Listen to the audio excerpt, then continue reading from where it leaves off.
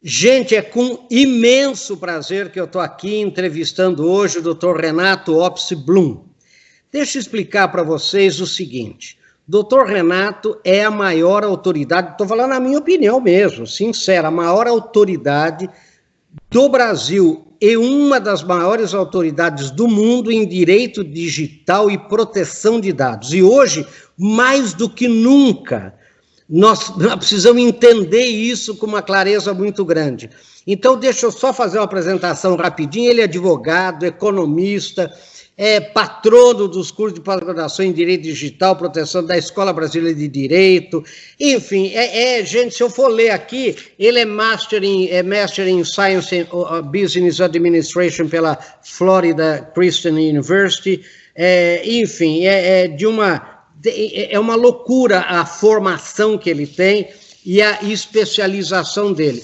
E hoje ele presta, através do seu escritório, do Opsi Blum, essa consultoria jurídica em proteção de dados para as maiores empresas do Brasil, da América Latina e até fora da América Latina. Então, é um prazer, doutor Renato, estar aqui com o senhor, é uma honra muito grande. Eu quero desde já agradecer a sua disponibilidade, né, e passar a palavra para o senhor, porque eu não quero fazer que nem o Jô Soares, que fala mais que o entrevistado. Não, o que eu quero é que o senhor fale mais do que nós. Vamos lá, doutor Renato, muito obrigado e seja bem-vindo. Marins, é uma honra, é uma alegria estar aqui contigo, e tenha certeza que se você falar bastante, vai ser um prazer, porque nós aprendemos muito contigo, sempre. Você, vou te chamar de você, não vou te chamar de senhor, não. Você é uma simpatia, então eu gostaria muito que a gente batesse esse papo. É um papo digital que a gente está tendo aqui, isso, é um papo remoto, né? É um papo home office, já aproveitando as circunstâncias, com algumas mudanças de comportamento, aliás, mudanças que nos chamam a atenção, até algumas situações aí, alguns perigos, alguns riscos. Mas é uma circunstância que nós tratamos, que me vem do meu dia a dia. Você me pediu para falar algumas coisas, e hoje sou sócio fundador de um escritório focado em direito digital, proteção de dados, tecnologia como um todo. Então, direito ligado aí à inovação de forma genérica, de forma mais, assim, global. Somos 150 pessoas, começamos, éramos 2, 3, eu, meu pai, quando meu pai se aposentou como desembargador, e a Denise, que fazia um pouquinho de tudo. Hoje, graças a Deus, somos 150 pessoas, hoje 146 em home office. Olha. E são essas questões hoje, que quando começou, inclusive, essa mudança, as preocupações do coronavírus, etc., eu até enderecei em reuniões internas, olha, nós vamos ter algumas também mudanças aqui, várias, não só do negócio em si, mas também da demanda dos nossos clientes. E um ponto foi nessa mudança comportamental e riscos envolvendo proteção de dados, comportamento, exposição, vida pessoal, dados pessoais como um todo, e daí por diante. E aí dá para a gente começar a conversar aí à vontade. Eu também não quero falar mais que ti, e devolvo a palavra para o professor Marins. Então, Renato, me conte uma coisa, qual o risco? Porque o que eu tenho visto é o seguinte, agora está todo mundo nas redes sociais, né? Todo mundo em WhatsApp, todo mundo em Teams, todo mundo em Google Meet, todo mundo em Zoom, e às vezes as pessoas falam coisas que eu fico arrepiado, elas postam coisas, por exemplo, em grupos de WhatsApp, sem a menor consciência de risco. Então, desde pornografias, mas eles falam assim, pornografias santas, quer dizer, umas mulheres bonitas, pouco vestidas, né? Assim, grupos de amigos, e esses grupos, eles são enormes, né? Às vezes são grupos enormes, você às vezes não conhece sequer, às vezes as pessoas que estão naquele grupo. Qual o risco que essa gente corre, o risco concreto? Porque eu acho que a gente tinha que aconselhar, né, essas pessoas a tomar um pouco mais de cuidado. Que cuidados, Renato? Sabe, Marins, eu tenho aproveitado aqui esse novo momento e tenho até dito, virou um bordão meu aqui, do modo Churchill. Vamos ativar o modo Churchill. Primeiro-ministro da Inglaterra, lá quando ele estava embaixo da terra, sendo bombardeado, ele falava, olha, não tem jeito, vamos fazer de uma dificuldade uma oportunidade. Eu só acrescentei uma palavra, vamos tentar fazer. E aqui, para contextualizar, eu comecei numa brincadeira, primeiro dia de quarentena, aquela quarentena não obrigatória ainda, eu falei, vou fazer uma live. Peguei o meu Instagram, é um Insta bem interativo, tem alguns seguidores lá, enfim, e fiz a primeira live com o padre, o reverendo Aldo Quintão, que foi muito legal, né? Foi muito interessante. Está lá no meu perfil, @RenatoOpsBlum, no meu Instagram. E aquilo teve uma repercussão muito interessante, eu gostei e continuei fazendo lives. Eu já fiz acho que mais de 60 lives, inclusive faremos uma em breve aqui. Isso, exatamente. E aí, nesse ponto eu falei, nossa, muita coisa está mudando, e muita gente vai começar a interagir e usar as redes sociais, né, como você falou, com muito mais intensidade.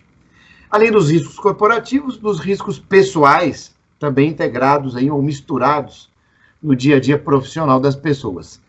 E confesso que dentro desse meu modo positivo, tenho visto algumas coisas interessantes, e na sequência digo dos riscos. Por exemplo, as escolas hoje que estão em homeschooling, fazendo, né, as aulas remotas, as aulas digitais, eu não gosto do virtual, porque virtual não existe. Uma aula digital, no caso dos meus filhos aqui, eu vejo muito aprendizado. Então, eu vejo nesse ponto, estou falando aí de adolescentes, de crianças, esse momento está sendo bom nessa questão do risco, de alertar e de trazer experiência prática para que as crianças e adolescentes não cometam alguns erros que estão acontecendo hoje. Então, esse é um ponto positivo. E por que isso está acontecendo? Porque a gente tem uma falsa percepção de acreditar, e aí sim seria virtual, de que a gente está conversando com aquelas pessoas que, em tese, estão no grupo, mas sem ter a real noção do tamanho do grupo, da exposição, do risco, do vazamento daquele conteúdo. E aqui é uma dica que eu dou, sem necessariamente saber que aquela pessoa que tem aquele nome realmente é ela mesma. Ah, mas Renato, foi ela que criou a conta? Quem garante que alguém não esteja usando nesse momento a conta dela que ela mesma tenha criado? Ah, mas Renato, não, isso no ambiente home office pode acontecer, você deixa o telefone desbloqueado, alguma coisa assim, alguém pega uma criança, enfim, etc., e aí você não imagina que aquilo, né, esteja funcionando, esteja ligado, você se exalta um pouquinho, extrapola um pouquinho qualquer limite normal e acaba cometendo um equívoco. Então, alguns exemplos. Nessas lives, utilizando aí as mais diversas plataformas. Tivemos aí pessoas saindo do banho, né, em lives importantíssimas, envolvendo, né, autoridades, empresários, etc. Não vou aqui citar nome, porque eu tenho uma premissa, como eu trabalho muito com vazamento de dados, eu não vou ficar promovendo. Claro. Vamos contextualizar. Né? Claro. Vejo pessoas que brincam, que ficam de cueca, e colocam a camisa e a gravata aqui, depois esquece, levanta, né, e sai de cueca, e a pessoa não vai reparar na camisinha, na gravata, vai reparar na cueca. Pessoa que deixa o microfone ligado. E aí, quando é o gato, cachorro, etc., o gato que mia mais alto, o cachorro que late, ou a criança que chora, tudo bem. Agora, e quando é alguma outra coisa mais sensível, um comentário sobre algo familiar, ou mesmo algo da empresa... E sobre aquela pessoa que acabou de fazer a live, que acabou de conversar. Né? Olha só, hoje eu recebi um trecho, também não vou dizer quem... Claro. Provavelmente todo mundo vai receber nas correntes do WhatsApp, mas eu recebi uma situação em que o sujeito acabou a live, porque normalmente é quando começa, mas acabou a live e estava lá bravo com a live, começou a xingar a live, né, etc. E depois tirou o microfone, enfim, tal, etc. E isso viraliza, porque é diferente. Em outras circunstâncias, já vi também, antes de começar a live, o sujeito achando que estava offline, e começou também a brigar, não sei o quê, xingar, etc, etc, e por aí vai. E aí eu até digo o seguinte, olha, você ligou o seu sistema, se conectou à internet, parta do princípio que você possa ter, inclusive, um bug, um problema, uma vulnerabilidade, e alguém esteja ouvindo realmente o que você está falando. Então, eu tenho aqui o hábito, e lá no escritório, ou aqui agora, que o escritório é digital também, o Casa de Ferreiro, o espeto tem que ser de titânio, né? Não pode ser de pau. Então, eu desligo os dispositivos, eu tenho câmeras em casa. Quando eu quero fazer alguma coisa, falar alguma coisa assim, eu desligo a câmera da tomada. Efetivamente, eu faço isso. Quando é necessário, eu simplesmente desconecto o roteador da internet, perdem as conexões e pronto. Claro que eu não estou pregando esse radicalismo. Quero dizer que existem vulnerabilidades hoje mais ostensivas e mais ocultas ao mesmo tempo, e a gente tem que efetivamente tomar muito cuidado. Pode ser que eu veja uma outra situação. Hoje a gente usa muito outros recursos de comunicação, não só para teclar, mas para se comunicar. Como a gente está fazendo aqui agora, ligações internas de ramal, a gente faz hoje no Teams, por exemplo. E muita gente esquece de desligar. Acabou a reunião, tem muita coisa para fazer, tem 2 telas, e fica aquilo ligado, você fica ouvindo, etc. Enfim, o cuidado, professor Marins, meu caríssimo amigo Marins, tem que ser hoje redobrado em função dessa exposição.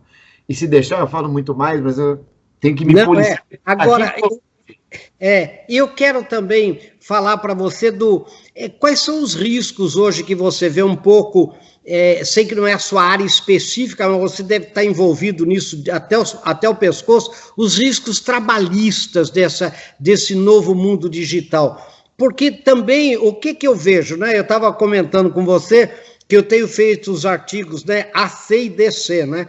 Em vez de antes de Cristo, depois de Cristo, antes do coronavírus, depois do coronavírus. O que eu noto é que com algumas coisas vão mudar claramente, né? Por exemplo, essa coisa das 8 às 5 ou das 9 às 5 com horário fechado, isso não se sustenta mais, né?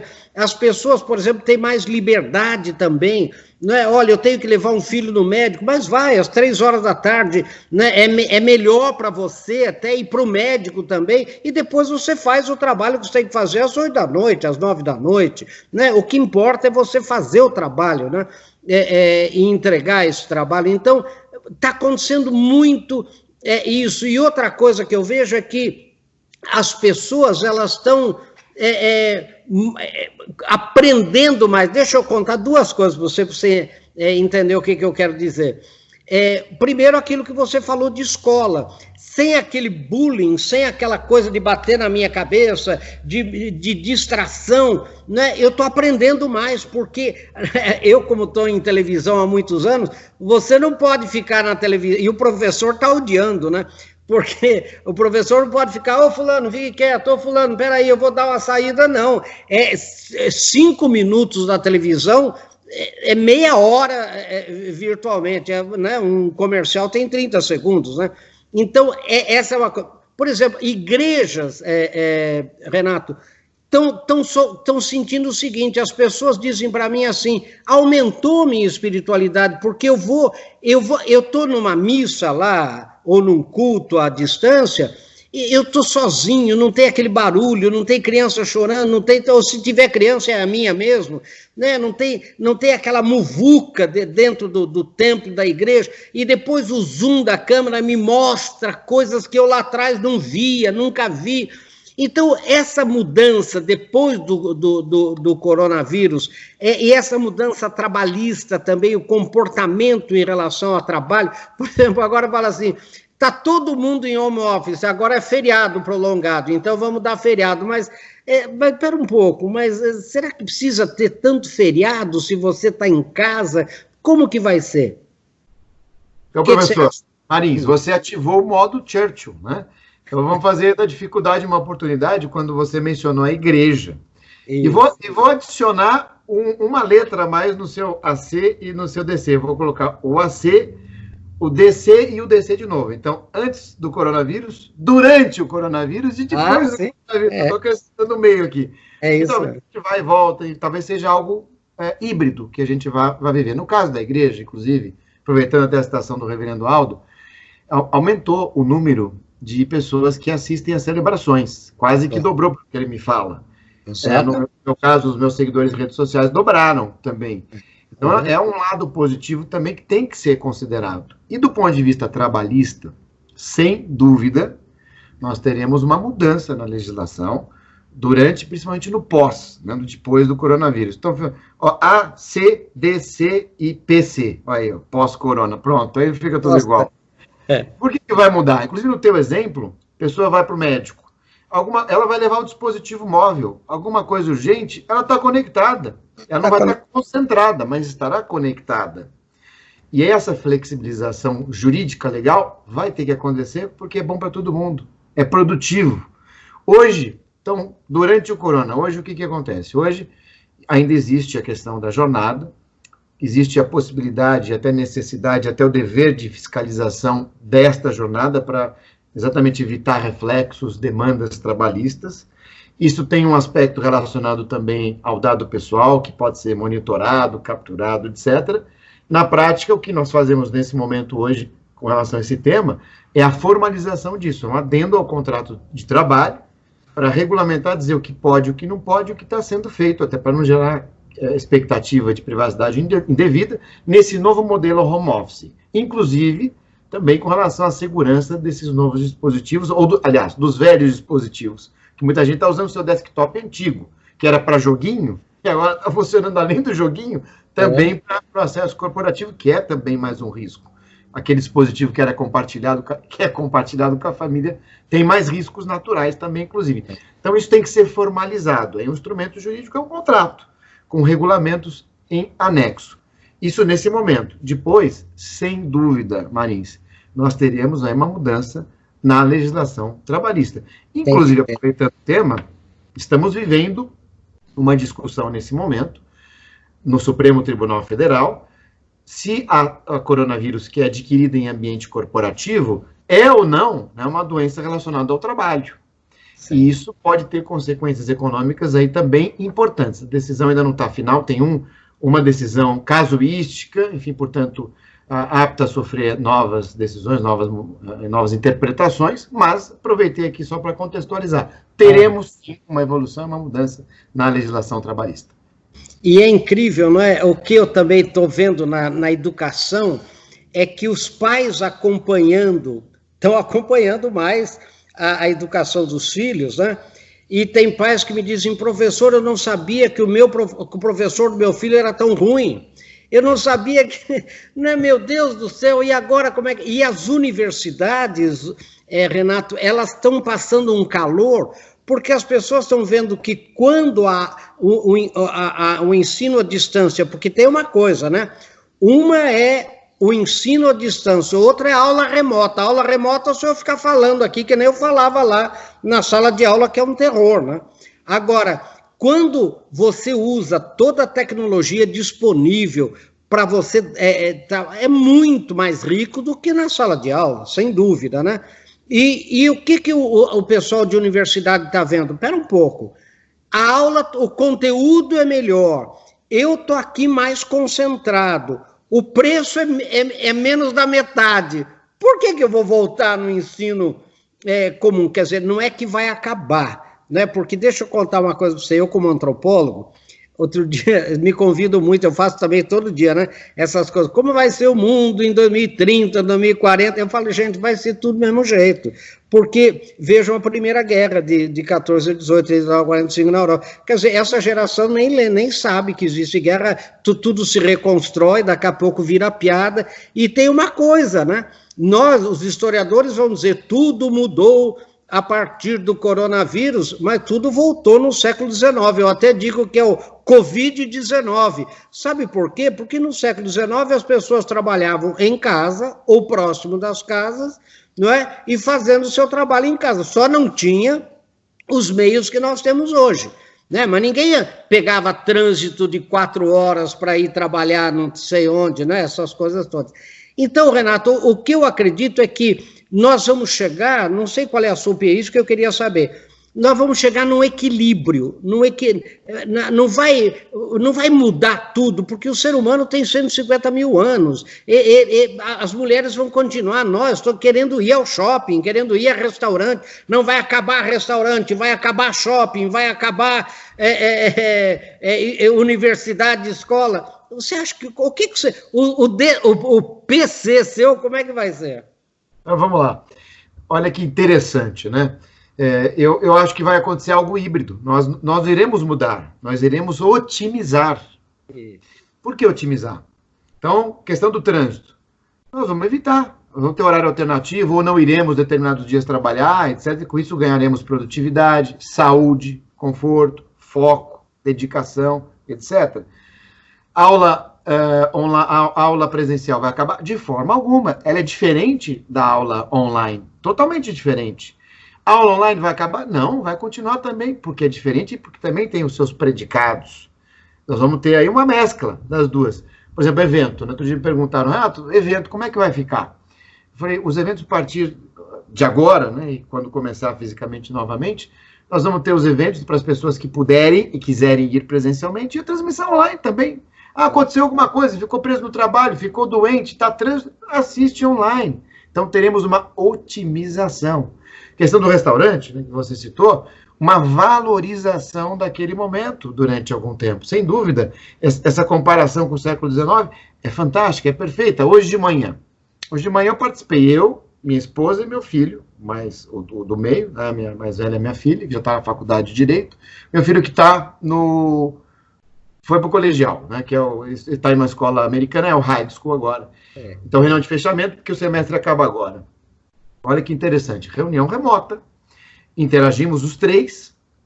Se fosse a reunião na escola, eu faria um esforço danado para tentar ir, mas poderia acontecer de eu não puder ir, porque tem que pegar o trânsito, tem que consegui, participei, gostei, é o meu métier aqui, o digital, interagir, e no final, ainda chamei meu filho, falei, olha, você poderia ter melhorado aqui algumas coisas, que é o que a gente está falando, né? Falei, por que você fez na Copa? Por que você não fez na sala, que tem uma vista, que tem um quadro, que tem uma parede, etc. Melhor. Não está feio na Copa, mas é melhor, né? Fica mais positivo, né? Muita gente está perguntando por que eu tenho usado gravata recentemente. Primeiro, porque eu gosto de usar gravata, sou uma exceção, eu gosto. Segundo, porque ninguém está usando gravata. Então, é um momento diferente, assim, eu acho algo sério, enfim, profissional, etc., e também estou aproveitando da oportunidade de poder usar a gravata no momento que ninguém está usando a gravata. Então, eu falei, filho, se vista bem. Né? Você vai estar, né, olhando, participando, interagindo. Pode ser que tenha alguém gravando. Se alguém gravar, passa no WhatsApp, isso vai ser disseminado e todo mundo vai te ver bem. Né? E a gente vai, então, contextualizando. E eu acho que a gente vai vir para melhor. Né? E até disse no final, e aí eu tenho certeza, também no modo Churchill, a sociedade que está vivendo esse momento e sofrendo nesse momento, cada um sofrendo do seu jeito, mais ou menos, etc., morrendo de fome, trabalhando mais, ganhando menos, etc., passando isso, esses, entre aspas, sobreviventes terão uma vantagem competitiva de experiência enorme, porque é aquilo que você citou, se está tudo bem, o céu azul não faz bons pilotos, né? O mar calmo não faz bons marinheiros. Nesse momento não está nada calmo, não está nada azul. Estamos sofrendo.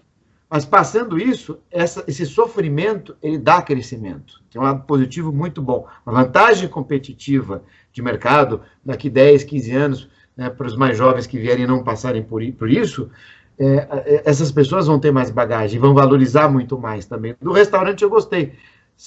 Vai ter mais delivery? Vai. Claro. E vai ter mais restaurante? Talvez tenha mais também, porque essas pessoas valorizar, a experiência é diferente. É isso. Então, teremos mais experiências e mais otimização, com mais prazer, com mais produtividade e com mais alegria, se Deus quiser. Mas olha, Renato, que interessante isso que você falou. Você sabe que, como antropólogo, estuda linguística, né? E todo mundo fala crise, vem do mandarim, que são 2 ideogramas, né? Problema e oportunidade. Eu gosto mais da origem grega, né? Crise, em grego, vem de crinin. Crinin é separação. É a mesma origem de crivo do chuveiro, a palavra criticar, que eu pego e separo. Então, crise é peneira. É isso que você falou. O que está acontecendo hoje? Todo mundo está numa peneira. Em tempos bicudos, a malha da peneira fica mais fina, só passa quem é realmente bom. Então, agora, o que nós temos que fazer? Nós temos que tomar cuidado para a gente passar na peneira da crise, nessa peneira. Então, você sabe, eu sei, por exemplo, né, que muitos políticos que antes, né, do AC estavam muito bem, hoje na peneira talvez não passem. Né? O povo está peneirando. O nosso... o patrão está peneirando os seus colaboradores, os próprios colaboradores peneirando os seus empregadores, suas empresas. Quer dizer, essa peneira, por isso que quando a gente fala no Ocidente, passar pela crise porque é peneira, né? Porque é passagem. Então, o que vai acontecer? Por isso que quando quem passa, isso que você falou, quem passa sai melhor do que antes, Por duas razões. Primeiro, que se livrou de um monte de concorrente ruim que não conseguiu passar na peneira da crise e foi jogado fora. E segundo, que para passar fez as coisas certas, porque a malha ficou mais fina. Não é? Então, o que eu noto agora, por exemplo, é que nesse tempo de home office, as pessoas, em vez de estudar mais a sua especialidade, estudar mais o seu mercado, estudar, se aperfeiçoar, está todo mundo se especializando em Covid-19. Quantos morreram, quantos foram infectados, quantos não sei o quê. Agora, essa pandemia, como ela é uma virose, ela tem data, ela passa. E daí? A primeira pergunta que eu entrevistei um recrutador de pessoal que falou, a primeira pergunta que vai fazer é a seguinte, o que você fez nos 70 dias de... o que você fez? Ah, não, eu fiquei tomando cerveja, o que você fez? Né? Engordei e vi quantos mortos tinham infectados, etc.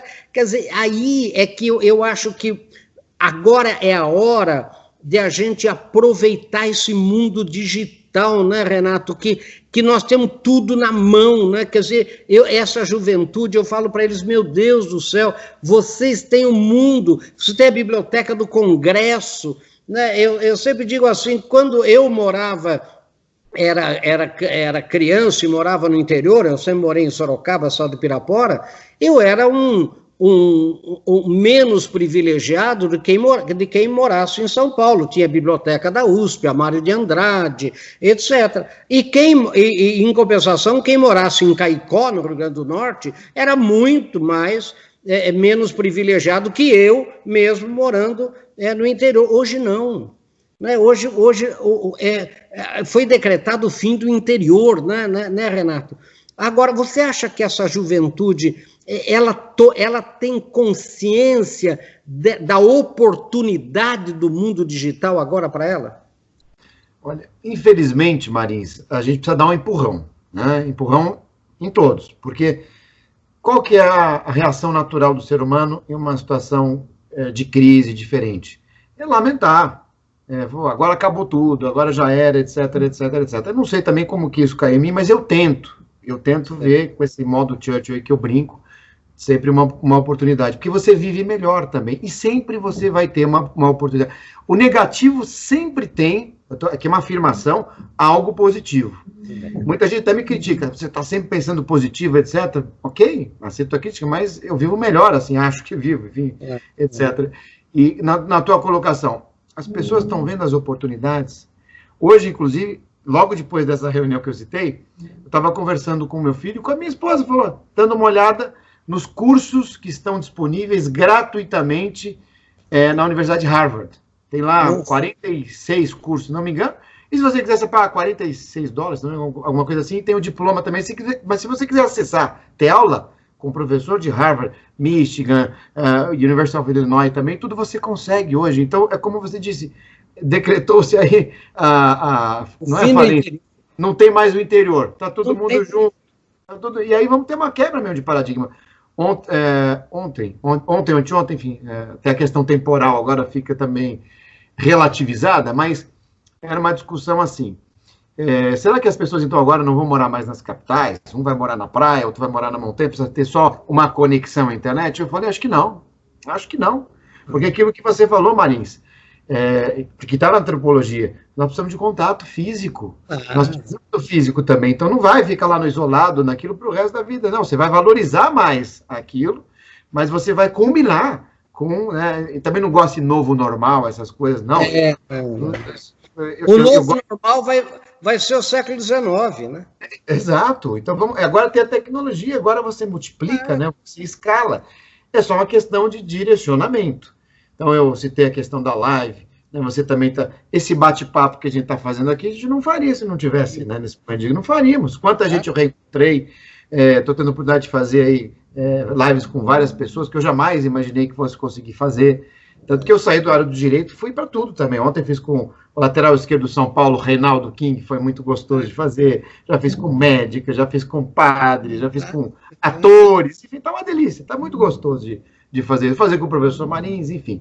Então, o que nessa pergunta do Headhunter lá, né? o que você fez durante o corona? E até adicionaria mais uma.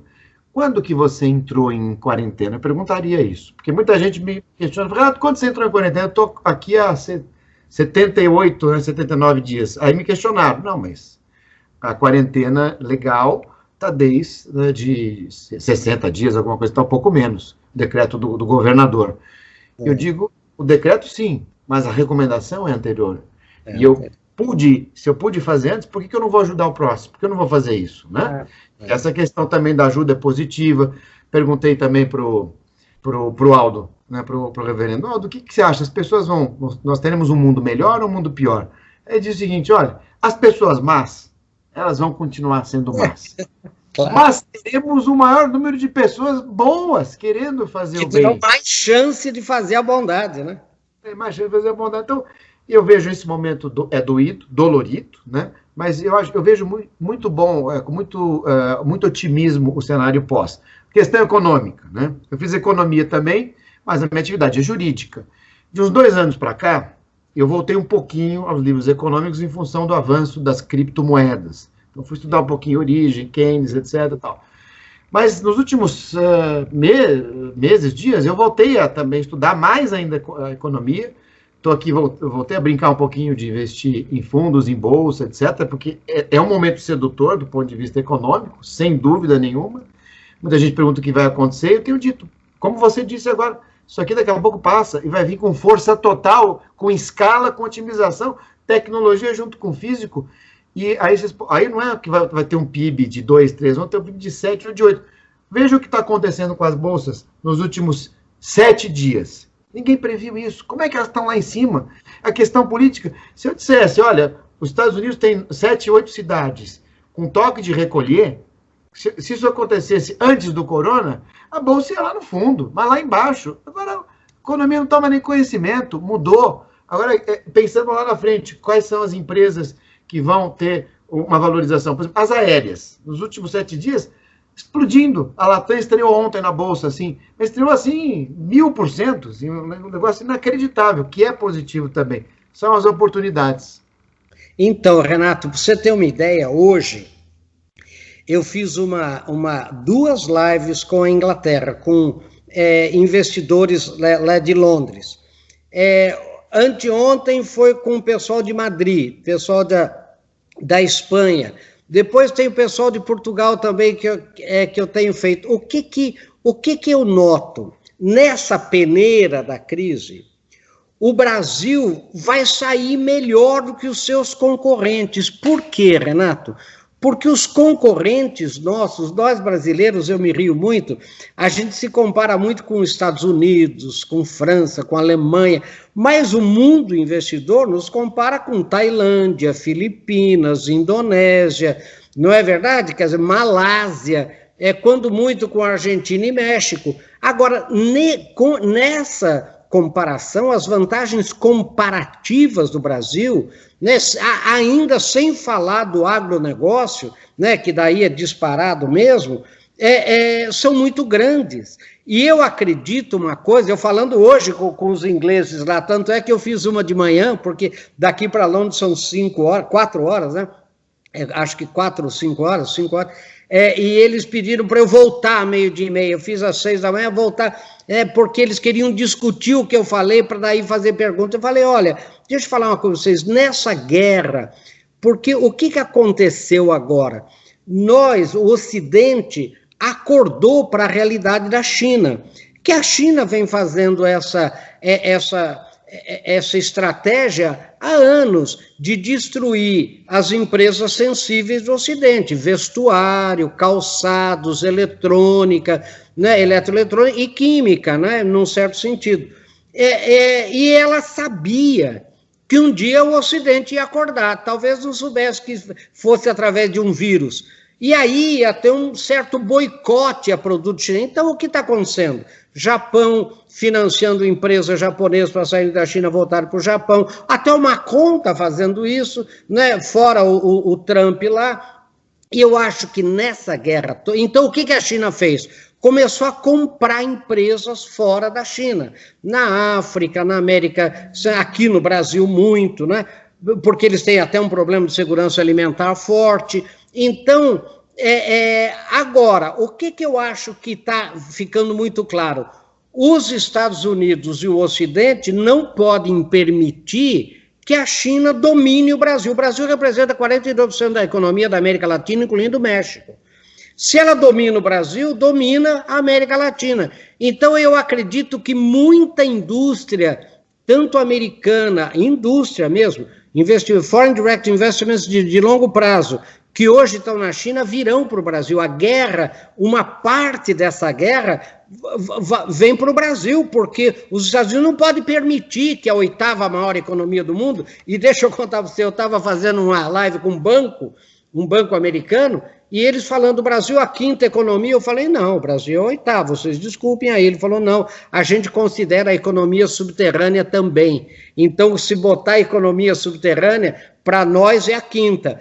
Né? E assim vai, quer dizer, eles sabem outra coisa, né? 8.512.000, um único idioma, 17 mil quilômetros de fronteira sem problema de fronteira, né? Um mar territorial que é uma outra Amazônia, enfim, essa loucura toda, né? 400 milhões de hectares de terras agrícolas, só nesta safra, Renato, usamos 64. Não é? De acordo com a legislação brasileira, não invade APA, não invade a Amazônia, não invade nada. Os 2 maiores aquíferos do mundo no Brasil, né, o Alter do Chão e o Guarani, o maior aquífero do mundo é o Alter do Chão, que está só no Brasil.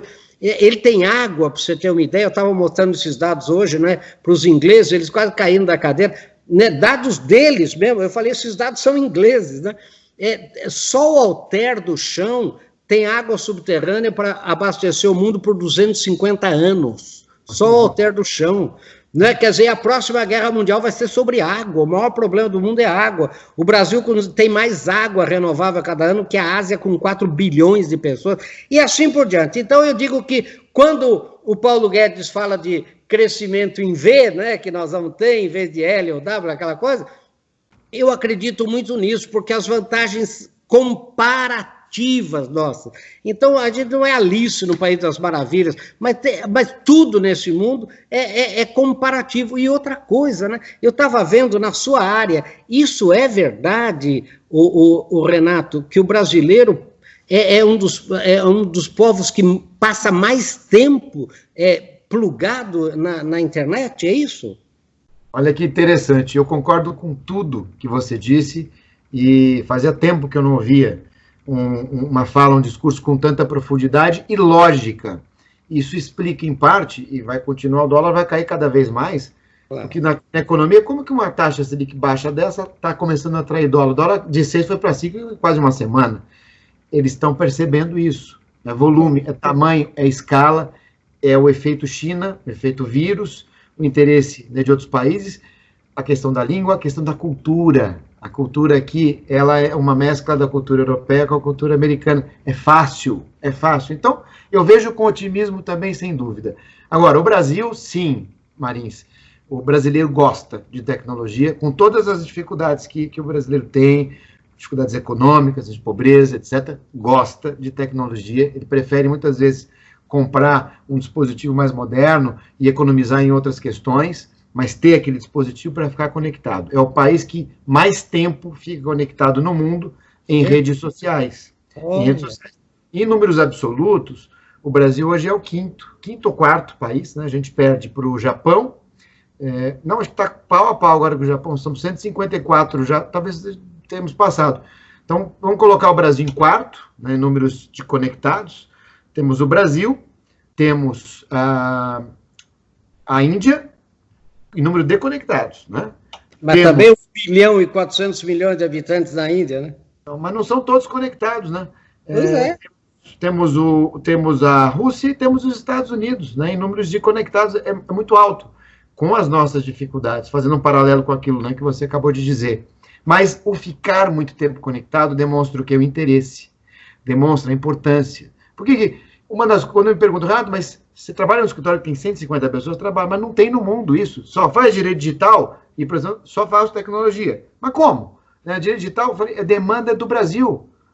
Eu agradeço ao Brasil, né, que tem essa preferência, tem essa característica, que nesse momento vai fazer também toda a diferença do mundo.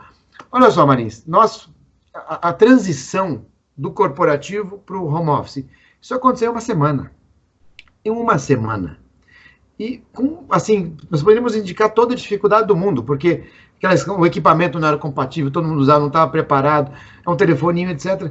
Hoje, saiu no valor de hoje, 20 milhões de pessoas no Brasil estão em home office. 20 milhões, sem treinamento, sem nada, e está funcionando. Por exemplo, eu tenho um cliente que é uma plataforma que tinha 10 milhões de clientes. 10 milhões de clientes corporativos. São quase 2 Portugal, né? Então, esse meu cliente tinha 10 milhões, corporativa a plataforma. De repente, em uma semana, 10 dias, de 10 milhões, agora ele está em 400 milhões e mudou o mercado. Não é agora business to business, é business to consumer. Então, escalou de uma forma, ou seja, isso veio para ficar também. O digital, a tecnologia, a internet, quem usa mais, quem é mais intenso, vai ter também uma vantagem competitiva a mais, porque isso você faz marketing, você vende, né? Os brasileiros usam muito o canal das redes sociais para fazer venda, porque o brasileiro fica pendurado nas redes sociais, então ele interage. E tem um lado muito positivo, porque ele comenta, ele fala, ele ranqueia o produto, né? Ele reclama. O Ministério da Justiça tem lá o consumidor.gov, que é um exemplo para o mundo inteiro, uma plataforma de conciliação, de resolução de conflitos de consumidores, além de outros que a gente tem aí, etc. Então isso é muito rico e, sem dúvida nenhuma, esse ponto digital que você levantou vai ser cada vez mais importante junto com as outras transformações. O comércio eletrônico brasileiro, olha quanto cresceu, tem uns que falam 30%, 40%, até 50%. E vai deixar de comprar? Não vai. Né? Igual da delivery do restaurante. Você vai deixar de ir no restaurante, mas vai pedir mais delivery? Vai, porque o delivery também é mais barato, é gostoso você comer em casa, e daí por diante. Não, e Renato, hoje nós estamos comentando, né? E aquele dia com a Espanha também comentando uma coisa que eles não entendem. Eu digo, olha, deixa eu falar, uma das vantagens comparativas que nós temos muito grande é o ius soli, em vez do ius sanguine. Quer dizer, você pergunta para um americano, como eu perguntei 500 vezes, esse Toyota Camry, fabricado pela Leumi na Califórnia, é um carro americano ou é um carro japonês? O americano ri de você. Claro que é japonês, é Toyota, né? Porque todo mundo trabalha com ius sanguine, não é verdade? Quer dizer, você é classificado pelo sangue. O Brasil não. Você falar que o Gol é alemão, o brasileiro pega no seu pescoço. Se você falar que o Corolla, fabricado em Indaiatuba, é um carro japonês, agora você pega lá o relatório deles, fala, nós exportamos para o mundo inteiro a partir da nossa plataforma no Brasil. Para eles é um carro alemão, para eles é um carro... não é? Então, isso faz com que o investidor estrangeiro com indústria no Brasil, ele se torne brasileiro imediatamente. Por quê? Em 1822, quando declara a independência, não tinha brasileiro, não é verdade? Então, você está aqui é brasileiro, e esse ius soli, esse direito do solo, né, fez uma diferença no investidor, e nós temos um estoque genético riquíssimo, que estimula a adaptar. Maior população de alemães fora da Alemanha, italianos fora da Itália, japoneses. Nós temos mais libaneses no Brasil que no Líbano, Renato. Né? Nós temos 11 milhões de libaneses, o Líbano tem 6 milhões, não é pelo direito de sangue. Então você vê essas vantagens comparativas. Você quer... Renato, conte para mim que jogada de mestre com 3 parcelas de R$600, você fazer a maior bancarização do mundo. Você viu?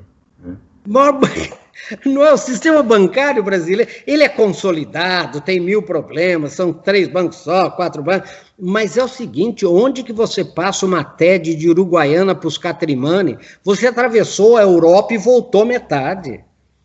Essas vantagens é que eu acho que a gente não vê. E uma coisa na área que você falou, me desculpe agora, estou dando uma de Jô Soares, eu estou falando mais do que você.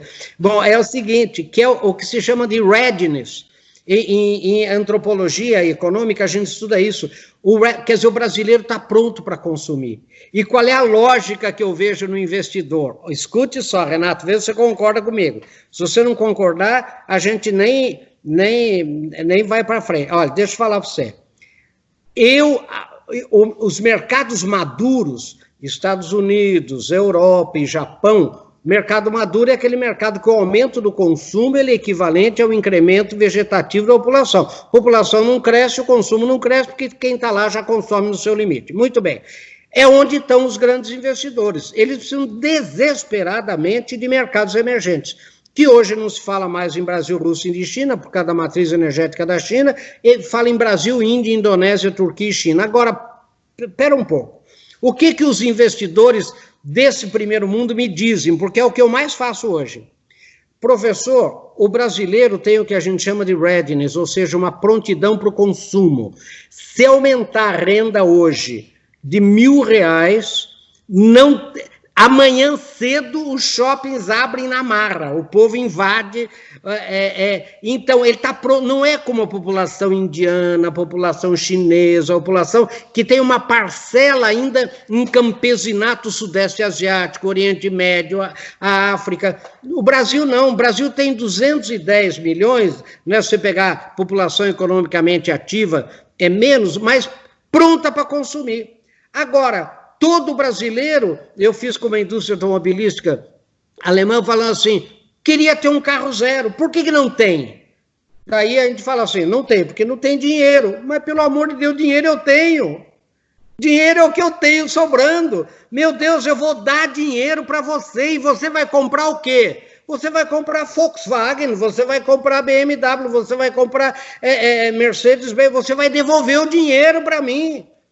Não é verdade? Quer dizer, então a lógica do capitalismo, a hora que você abre o Brasil na possibilidade de um investimento como você falou maravilhosamente, com regras, com condições que respeitem, enfim, as leis de mercado, as leis da concorrência, etc. Gente, isso é o seguinte, isso daqui cresce, como você falou, 7, 8, 9, 10%. Como já cresceu. E tenho duas curiosidades, né, Marins? Primeiro, com relação ao volume, né? Somos 210 milhões, 11 milhões, é um mercado muito grande, o maior da América Latina, com uma cultura já, não vou dizer acessível, mas preparada para isso. A gente voltar a 2010, 2009, enfim, na crise americana, que o brasileiro começou a consumir bastante, tivemos esse infortúnio da questão, né, política, etc., mas ali era uma demonstração prática disso já. Temos o volume, temos uma cultura preparada, temos um mínimo de infraestrutura pronta. E pronto. Além disso, aí eu entro naquilo que você disse. O que o investidor está vendo? Falo, pô, não é só nem o consumo brasileiro, um pouco do externo também, porque já está pronto. Eu só vou aumentar. E ali eu vou escalar. Que outro país eu vou ter condições de fazer isso? Não tem outro país. É só aqui não tem, o resto já está estagnado. E vou adicionar uma última camada das nossas dificuldades, que agora serão algumas oportunidades, comparando com o que está acontecendo no mundo. Então, hoje nós temos aqui um SUS que está dando conta, relativamente, temos algumas exceções de 3 ou 4 cidades, mas é uma vantagem do SUS, e o mundo está vendo isso agora, eu tenho certeza que nós vamos ter um investimento forte em medicina agora. Temos a questão bancária, que você citou, preparada, que envolve a tecnologia, está aí pronto para isso. E temos as adversidades. O brasileiro, ele é um sofredor já de algum tempo. Então, as manifestações, por exemplo, nesse momento não tivemos manifestações. Já tivemos no passado. Já passamos por isso. Hoje é uma outra coisa. O Brasil está esperando que, olha, libera a quarentena porque eu quero ir trabalhar. É isso. Não vamos quebrar nada, nem fazer isso, nem fazer aquilo. Essa confusão política que nós temos, se fosse em outros tempos, em outras circunstâncias, as consequências também seriam outras. Então, eu acho e quero crer que nesse ponto, pelo nosso sofrimento, nós temos um grau de maturidade diferenciado já. Portanto, estamos aptos e preparados a receber, nós queremos trabalhar.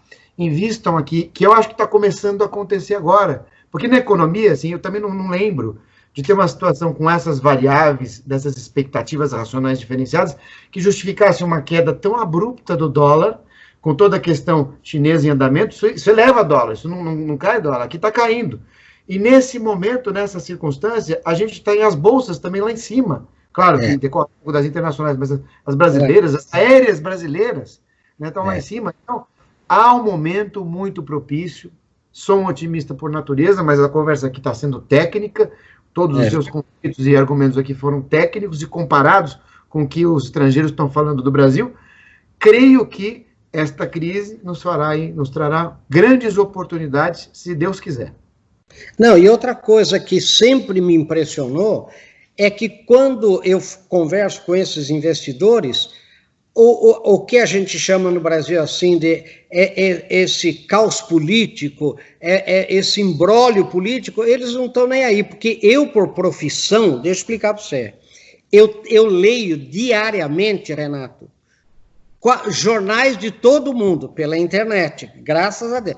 Então, por profissão, porque eu tenho quando o cara fala das Filipinas, eu tenho que saber o que o tá fazendo lá de errado e como é que está a situação política dele. Quando fala da Indonésia, daí quando eu mostro, por exemplo, casos assim, a Indonésia é formada por 17.600 ilhas. É quase ingovernável. As Filipinas, 7.200 ilhas. Tudo. A Índia tem 25 idiomas oficiais. Né? 6.258 idiomas, 325 idiomas reconhecidos e 25 oficiais. Quer dizer, então, essas vantagens todas. E o que eu vejo?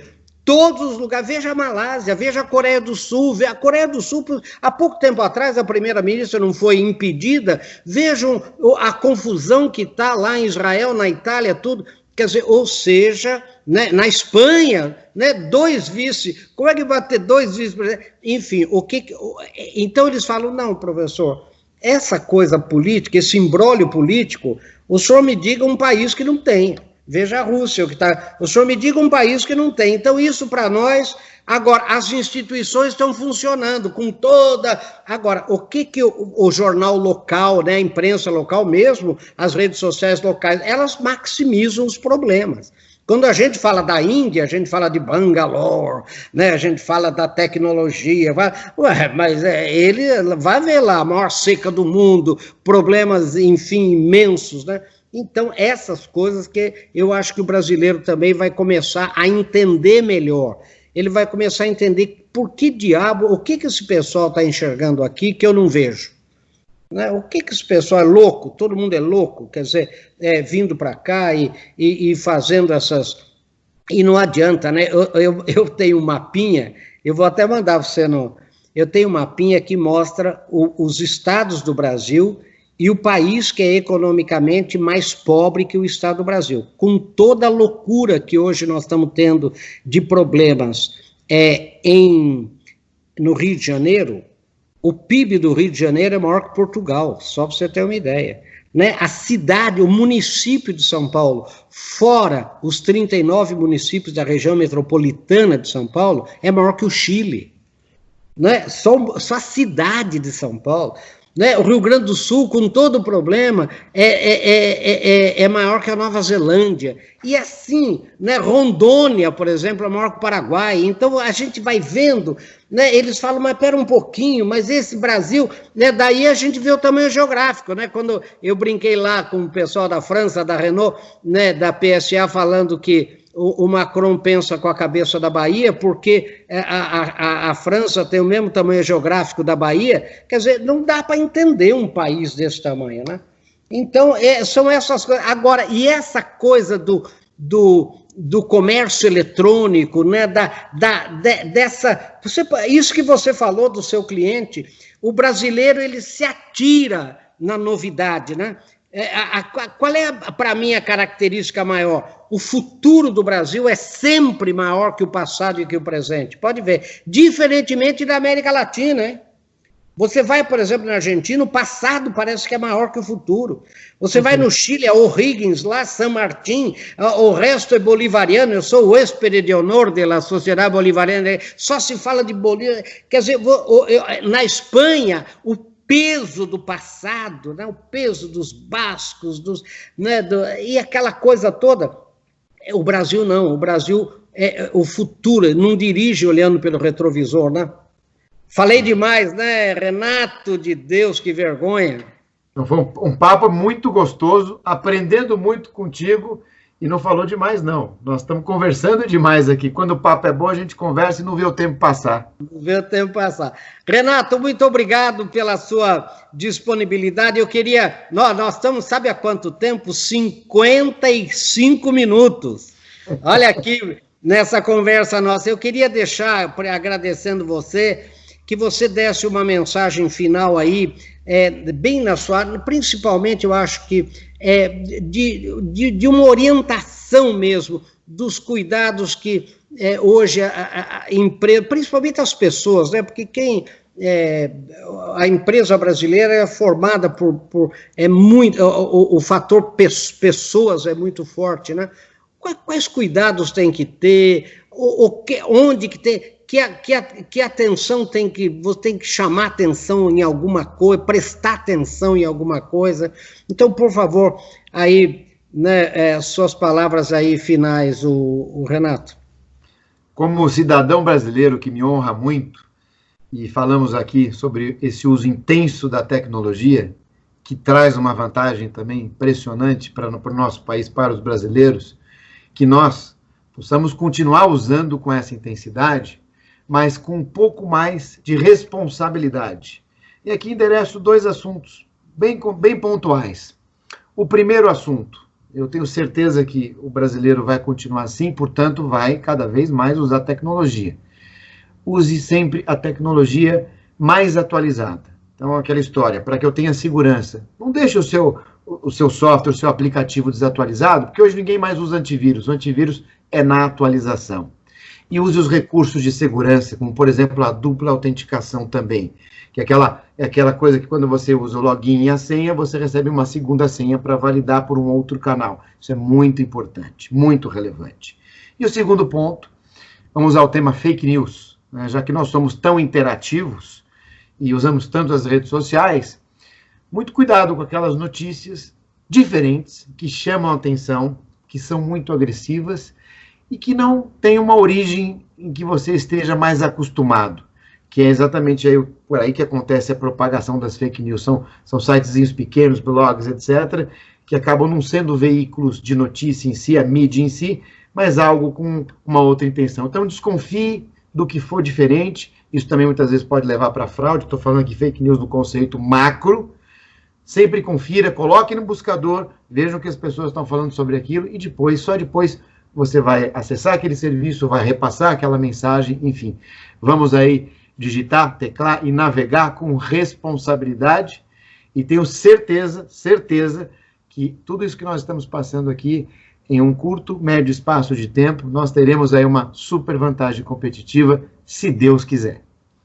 Aí, Renato, olha, muito obrigado. Puxa, que honra, viu, ter conversado aí com você. Muito obrigado pela sua disponibilidade, pelo seu carinho, por tudo, e parabéns pelo seu trabalho. Olha, quando eu conversei com uma porção de gente falando, olha, eu vou entrevistar o doutor Renato, todo mundo falou, mas não acredito, como é que você conseguiu, né, que coisa, eu não vou perder nunca, né, porque realmente é isso que a gente, porque você, e na sua atividade, você está sempre um tempo à frente, não é verdade? Quer dizer, você está sempre à frente. E é por isso que é encantador conversar com você, é encantador, né, acompanhar o seu trabalho como a gente acompanha há anos. Então, parabéns, muito obrigado. Né, e peço a você que esteja aí assistindo, deixe o seu comentário aqui embaixo do vídeo, comentário, e também no chat, né, para que a gente possa responder para vocês, possa entrar em contato em caso de necessidade. Tá bom, Renato? Obrigado, sou teu fã, Marins. Sou teu fã. Não, mais do que eu sou seu é impossível. Um abraço covidal para você aqui, ó. Um abração. Hashtag tamo junto. Falou, querida, aí um abraço. Um abraço, querido. Então, já.